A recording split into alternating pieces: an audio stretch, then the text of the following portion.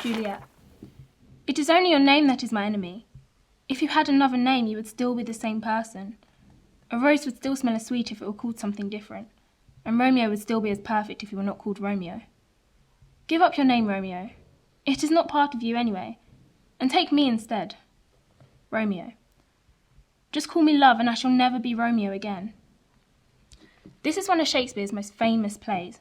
That's why I decided to read it. Of course, it is a very romantic story, and I like romances, but it also has a very serious message that is important today. Romeo and Juliet love each other, but their families won't let them. There are things in society that separate people from loving each other, but in the end, love always wins. The end is very sad, though.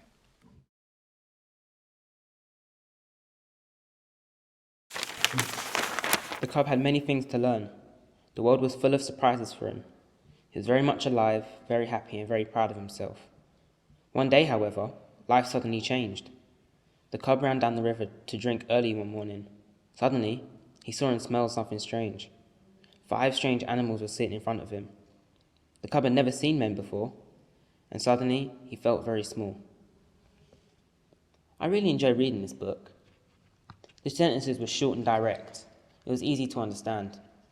And the writer introduced characters really clearly, like White Fang.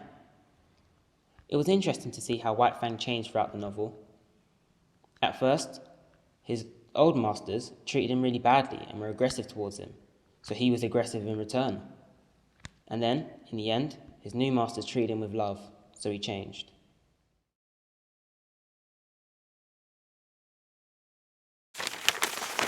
"Do not kill me yet," the monster cried. "Listen to what I have to say." "What can you say to me?" I replied. "You have destroyed everything I loved. You are a thing of evil, a wicked creature." "You made me," the monster replied. "I did not wish to be evil. I wanted to be your friend, but you made me ugly and ran away from me.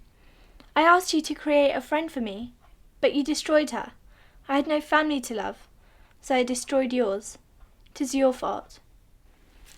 This is from the end of the book. At first, I didn't want to read this book because I thought it was just a simple horror story, but it's actually more than that. The relationship between the doctor and the monster is really interesting. In fact, the monster isn't really the monster like it says here.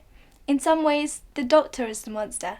So it's a book that makes you think, and that's what I like.